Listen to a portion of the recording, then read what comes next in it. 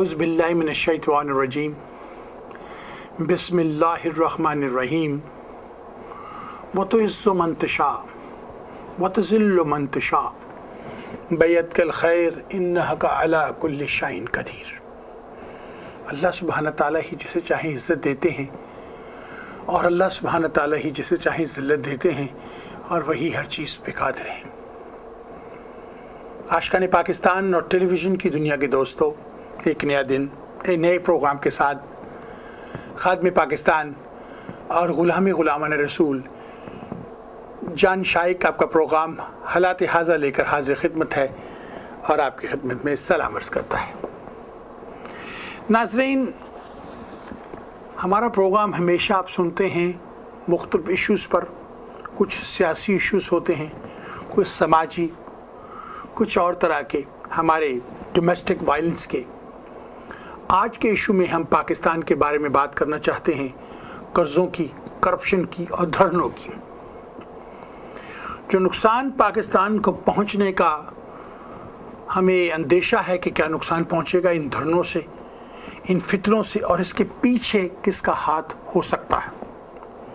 सबसे पहले हम आपको हमारी मुल्क के बेहतरीन टेलीविज़न स्टेशन ARY के एंकर, बेहतरीन प्रोग्रामर मुबश्शिर लुकमान की थोड़ी सी झलकियाँ जो उसने थोड़ी सी स्टेटिस्टिक्स ली पाकिस्तान मुस्लिम लीग के बारे में, और इसमें हम ARY के शुक्रगुज़ार हैं कि हमें उन्होंने ये एयर करने दी। हम उनको सलाम करते हैं। बहुत काम कर रहे हैं ARY, किस तरह से वो इन डाकुओं के चेहरों से पर्दा उठा रहे हैं और हमारे मजलूम सहाफ़ियों को, बेगुनाह सहाफ़ियों को पाकिस्तान में कैसे हथकड़ियाँ लगा लगा कर जेलों में फेंका जा रहा है। इस पर हम गुफ्तगू करेंगे आज और भी कुछ पहलुओं पर।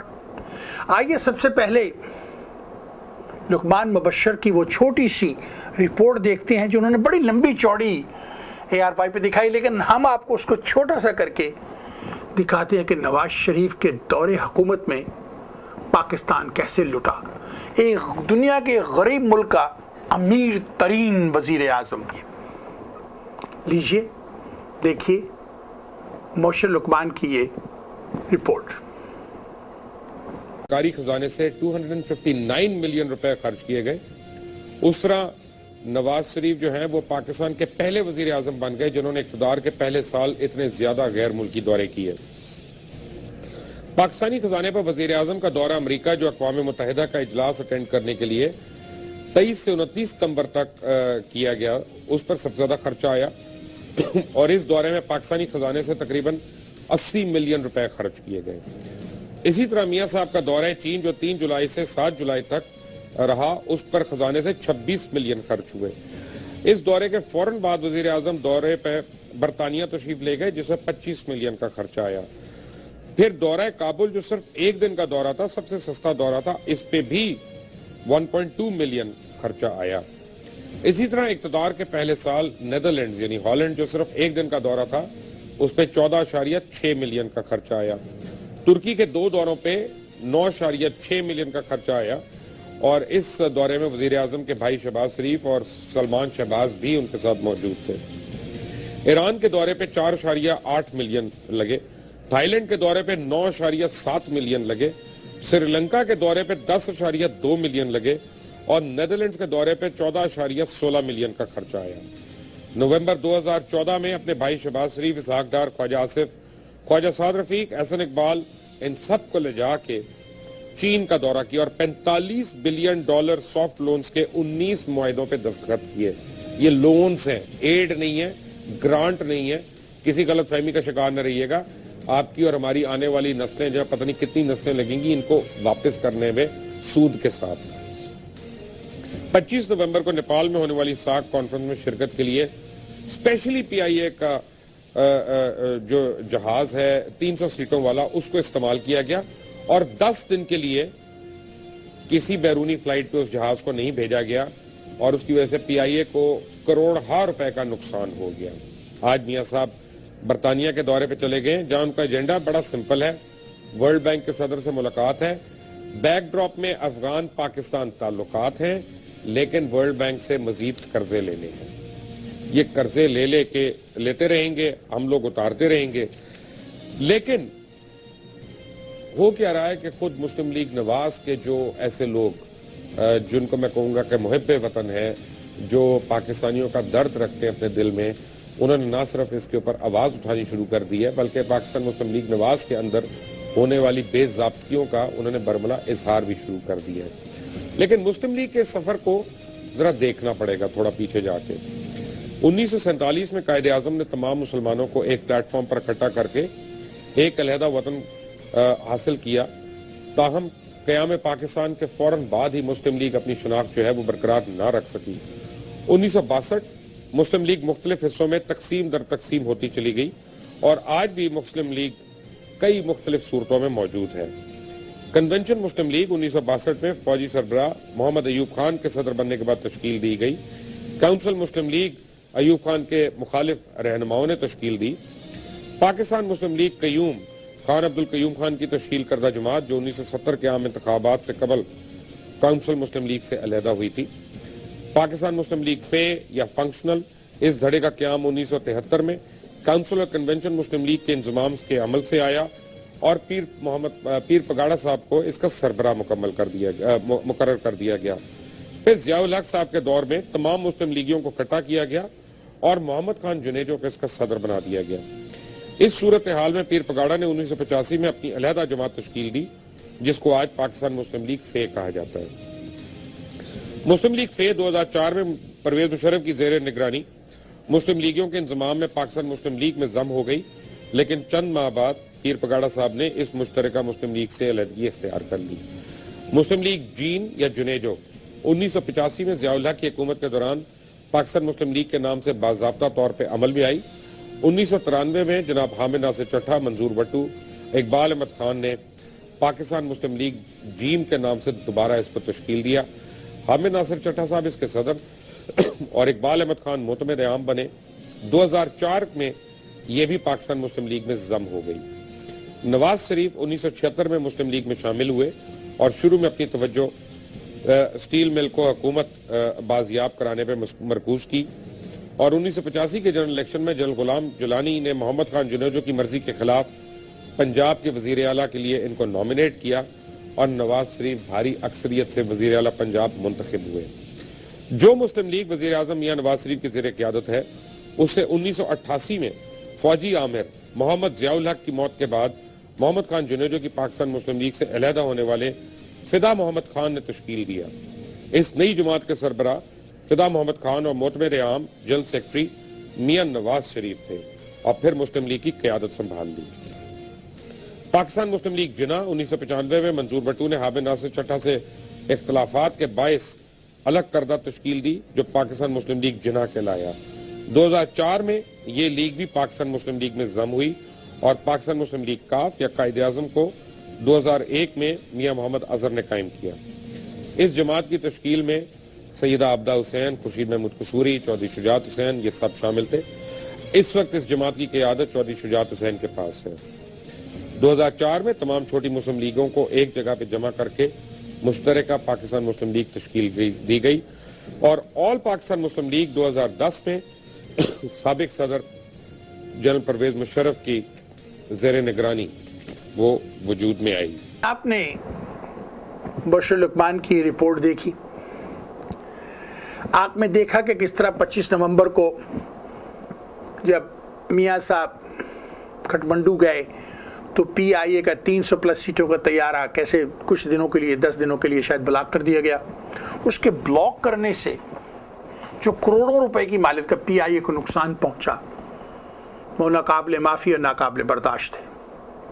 اگر میاں صاحب کوئی غلط کام کرتے ہیں یا ان کے یہ جو پٹھو چمے کچھ کمے جو نیچے ان کے نیچے کام کر رہے ہیں, سعد رفیق جیسے نکمے, وہ کوئی حرکت کرتے ہیں تو وہ ٹھیک ہے, مگر اگر کوئی اور کرتا ہے تو ہتھکڑیاں لگا کر اسے جیل میں پھینک دیا جائے. ناظرین, ہم امریکہ میں رہتے ہیں. یہاں پر آپ نے مارون زلر کو دیکھا, آپ نے 2020 دیکھی, 60 منٹس دیکھے آپ نے, جو programme A B C, N B C, C B S سے آتے ہیں. ہم روزانہ ان کو دیکھتے ہیں, سی این این سے آتے ہیں. ہر ملک میں टेलीविज़न का अमला कोई ना कोई तरीके से, किसी न किसी तरीके से मुख्तलिफ़ चीज़ों को करके दिखाता है कि हमारे माशरे के अंदर क्या प्रॉब्लम्स हैं, हमारे लॉ किसके अंदर क्या प्रॉब्लम है, why the law enforcement agencies are not doing anything. इसी को मद्देनज़र रखते हुए ARY ने, उनकी एक टीम ने एक काम किया, कराची से लाहौर तक शराब, बम, असला, मुख्तलिफ़ चीज़ें स्मगल करवा के दिखाई कि ये रेलवे के अमले की नोज़ के नीचे पैसे देकर क्या कुछ किया जाता है। नाज़रीन, अगर उनको गिरफ्तार ही करना था तो फिर उन्हें कराची में गिरफ्तार क्यों नहीं किया जब वो ये सारे काम कर रहे थे। वहाँ तो रेलवे के अमले ने उनसे पैसे ले लिए और ये भी कहा कि देखना बम ब्लास्ट कहीं ट्रेन में ना हो जाए, हम फंस जाएंगे, बाहर होता तो होने दो। अगर ARY का अमला पैसे देकर उनको इस तरह से निकल सकता है तो और कितने दहशतगर्द पेशावर से, कोयटा से, अफगानिस्तान से, ईरान के ज़रिए,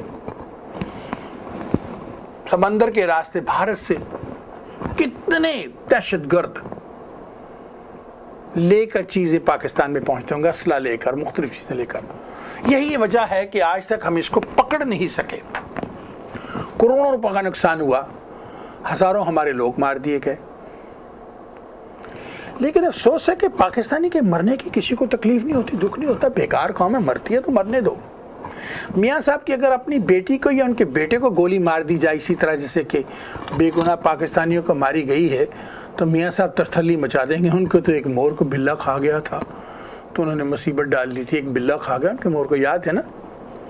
पुलिस वालों को बर्खास्त कर दिया था, मेरा मोर खा गया बिल्ला। ये सियासी मसले हैं, ये सियासत से, मुज़ाकरात से ही हल होंगे। अब करोड़ों रुपए का नुकसान पहुंचाया जा रहा है, चाइना के दौरे किए जा रहे हैं, हॉलैंड का एक दिन का दौरा। अरे यार खुदा के वास्ते, हॉलैंड के एक दिन के दौरे में कितने बिलियन डॉलर, 10 पॉइंट कुछ बिलियन डॉलर शायद आपने सुना होगा उसमें खर्च किए गए। Million is joke. 10 लाख हो तो 1 मिलियन होता है, 10 लाख डॉलर या 10 लाख रुपए हो तो 1 मिलियन होता है। 10 लाख रुपए अगर एक घंटे में खर्च कर दिए जाएं तो फिर दिस नॉट ए जोक। और 100 लाख हो तो 1 करोड़ होता है।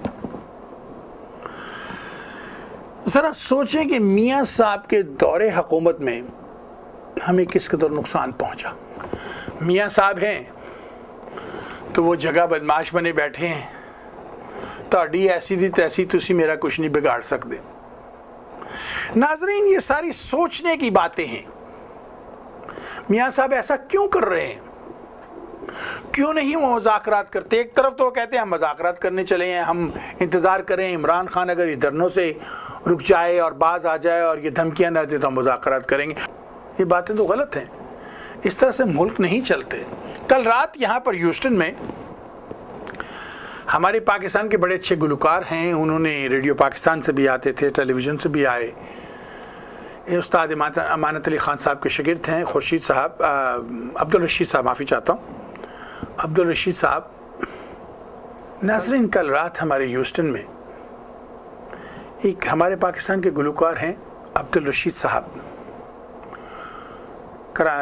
वो मेरा ख्याल है अमानत अली के शागिर्दों में से हैं। बड़ी मोहब्बत से उन्होंने एक महफिल सजाई। वो चाह रहे थे कि मौसीकी के ज़रिए वो पाकिस्तान के कल्चर को इंट्रोड्यूस करवाएं। ये बड़ी रिच मौसीकी है पाकिस्तान की, ये हम भूलते चले जा रहे हैं कि पाकिस्तान की भी अपनी मौसीकी है।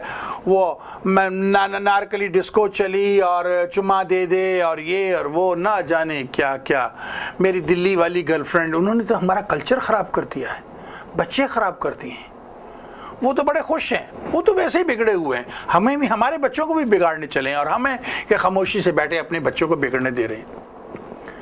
कल रात बता रहा था कि उन्होंने बड़ा अच्छा प्रोग्राम शुरू किया कि वो एक म्यूज़िकल स्कूल शुरू कर रहे हैं ह्यूस्टन से, जिसमें आप उनसे कांटेक्ट कर सकते हैं और पाकिस्तान की मौसीकी सीख सकते हैं। कल रात वहाँ पर काफ़ी मुल्कों के लोग आए हुए थे, कुछ बंगाली भी थे, भारतीय भी थे, पाकिस्तानी भी थे और भी अफ्रीका से, मुख्तलिफ़ कंट्री से लोग आए हुए थे, अफ्रीकन मुस्लिम्स। बड़ी मोहब्बत की गैदरिंग थी। मैं सोचने लगा कि इस तमाम नेशनैलिटी यहाँ अमेरिका में हम बैठे हैं, हम में तो कोई झगड़ा नहीं हो रहा, हम तो बड़ी मोहब्बत से बैठे हैं, तो फिर पाकिस्तान और भारत जो सैकड़ों साल एक साथ रहे हैं, इनमें झगड़ा क्यों है? सोचने पे मजबूर हो गया कि भारत तो दोस्ती करना ही नहीं चाहता, वो कहता है कश्मीर मेरा अटूट अंग है, वो क्यों करे? अंग्रेजों ने जानबूझकर कश्मीर भारत को दे दिया था ताकि ये दोनों कौमें आपस में लड़ती रहें। खैर ये मसला तो हम दूसरी तरफ ले गए। मसला बात कर रहे थे पाकिस्तान में धरनों की और मियां नवाज शरीफ साहब और उनकी करप्ट गवर्नमेंट की। नाज़रीन, अब आप जानते हैं कि आज इमरान खान का धरना है पाकिस्तान में फैसलाबाद में, और लड़ाई झगड़ा शुरू हो गया है। डरता हूँ कि वहाँ लाठीचार्ज भी होगा, गिरफ्तारियाँ भी होंगी, और अगर लॉ एंड ऑर्डर का मसला पैदा हो गया तो कोई अब तो मार नहीं खाएगा पुलिस से कोई, अब तो उनको वापस पिटाई उनकी होगी। और ये साद रफीक साहब जानते हैं, खुर्शीद साहब जानते हैं, मियाँ साहब जानते हैं, वो यही चाहते हैं कि लॉ एंड ऑर्डर का मसला बने और हम इनको गिरफ्तार करें।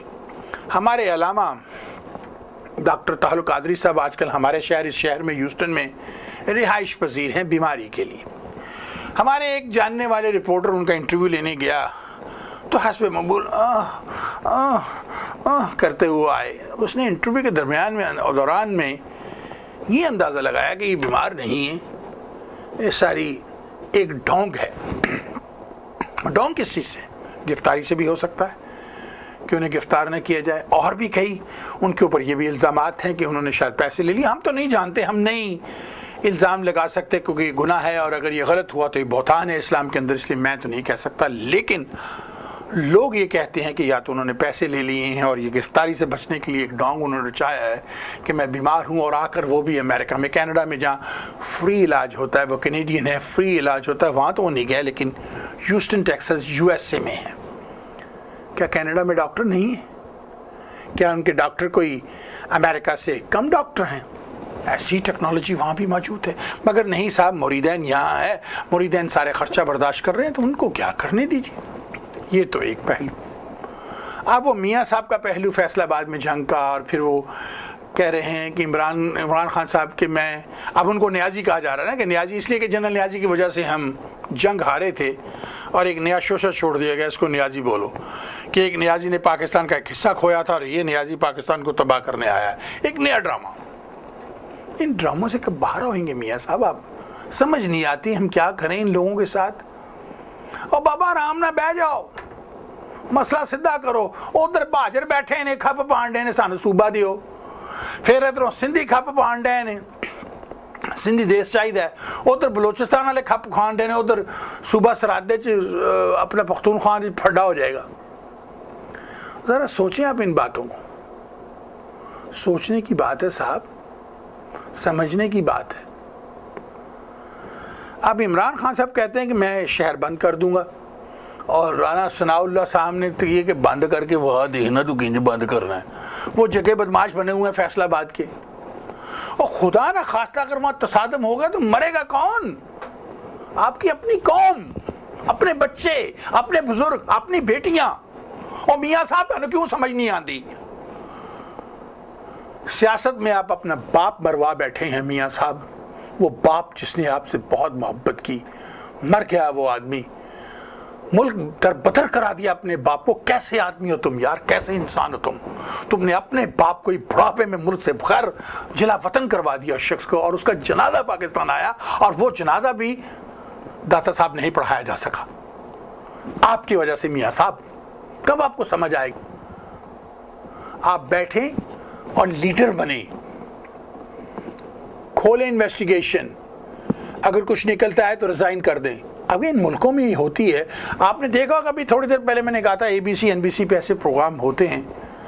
एक यहाँ पर प्रोग्राम था, वो ABC पे दिखाया जा रहा था, उसमें वो क्रेडिट कार्ड बनाती है, जाली क्रेडिट कार्ड, वो उसमें चीज़ें खरीदती है, सब कुछ करती है, फिर दिखाती है कि इस तरह से लोग आइडेंटिटी थेफ्ट करते हैं, और उसके बाद वो सारे स्टोरों पर जाकर सब कुछ वापस करते हैं। और ये सारा पुलिस को बताते हैं कि हमने इसलिए किया, उनको तो गिरफ्तार नहीं किया गया, जेलों में नहीं फेंका गया। आपने उठा के ARY के कैमरामैन को सबको जेलों में फेंकना शुरू कर दिया। बनिशिव के इनको शाबाशी देते, वहाँ भी जिंदाबाद, तूने बहुत अच्छा काम किया, चलो मिलकर इसको करेक्ट करते हैं। रफीक साहब, अगर आप ये कर देते ایک پریس کانفرنس کرتے کہ میں ARY کا شکر گزار ہوں، یہ ایک بہت بڑی چیز ہمارے وہ نوٹس میں لائے ہیں، حالانکہ میں ان سے اتفاق نہیں کرتا ہوں، انہیں ایسا نہیں کرنا چاہیے تھا، لیکن پھر بھی میں یہ سب کچھ دیکھنے کو تیار ہوں کیا ہوتا ہے، اور میں انویسٹیگیشن کال کر رہا ہوں اور ان آفیسر کو سسپینڈ کر رہا ہوں۔ ملک آپ کا ساتھ دیتا، ARY والے جو کھپ ڈالتے پھر رہے ہیں، یہ جو عمران خان اور سیاستدان دوسرے پارٹیاں جو کھپ ڈالتی پھر رہی وہ نہ کرتے۔ اور تیسری بات، یہ جو نیازی والا چکر ہے، نیازی ہے تو کیا ہوا؟ اب آپ کو ایک بات بتاؤں، ابو جہل اور ابو سفیان، اسلام کی بات ہے نا، ابو سفیان مسلمان ہو گئے، ان کے نام کے ساتھ حضرت ابو سفیان لگ گیا، ابو جہل مسلمان ہی وہ کافر کا بچہ بن کے مرا۔ حضرت ابو طالب رضی اللہ تعالیٰ عنہ، ان کا بیٹا حضرت علی، کیا مقام ہے اس کا اسلام میں، اتنا بڑا مقام، مولا علی مشکل کشا اس کو کہتے ہیں، اور ان کے والد نے کبھی اسلام قبول نہیں کیا، کیا وہ بخشے نہیں جائیں گے؟ حضور کے چچا تھے وہ۔ دوسری طرف لے لیں حضرت عمر بن خطاب، عمر بن خطاب، سیدنا عمر بن خطاب حضور کو قتل کرنے آ رہے تھے، اور انہوں نے اسلام قبول کر کے بہترین خلفۂ راشدین میں سے بنے، اور ان کا طرز حکومت دیکھ کر مغرب آج حکومت چلاتی ہے۔ اتنا بہترین طرز حکومت حضرت عمر فاروق نے مسلمانوں کو دیا۔ مجھے سمجھ نہیں آتی کہ کب ہمیں عقل آئے گی۔ نیازی، اور ادھر دیکھیں وہ اب شروع ہو گیا ہے کہ وہ بھٹو نہیں ہے زرداری، ہاں وہ تو بھٹو نہیں ہے، وہ زرداری ہے، کیونکہ وہ زرداری کا بیٹا ہے، بھٹو کا بیٹا نہیں ہے۔ بے نظیر اپنے نام کے ساتھ بھٹو لکھ سکتی تھی، بھلے اس کی شادی ہو گئی تھی۔ فاطمہ اپنے نام کے ساتھ بھٹو لکھ سکتی ہے کہ وہ بھٹو کی بیٹی ہے، پوتی ہے بھٹو صاحب کی، لیکن یہ بچہ جس کو بلو رانی بھی کہا جاتا ہے پاکستان میں، یہ بھٹو نہیں لکھ سکتا، کیونکہ ہی از ناٹ اے بھٹو۔ ہاں بے نظیر بھٹو کا بیٹا ضرور ہے، لیکن اس کا نام کیری نہیں کر سکتا، نام باپ کے خاندان سے کیری کیا جاتا ہے، ماں سے نہیں۔ یہ ایک الگ مسئلہ کھڑا ہو گیا، اور وہ ARY بلا لیتے ہیں، وہ PP کی وہ ایک لڑاکی اور میرین پتہ نہیں کیا نام، وہ لڑتی آ کے، یار خدا کے واسطے اسے آن ایئر پہ مت لاؤ، وہ عورت صرف لڑنا جانتی، اور وہ پولوشن ہے، دس از اے ٹوٹل پولوشن، وہ صرف لڑتی ہے اور ہمارے بچے خراب ہوتے ہیں، مت کرو یہ چیزیں۔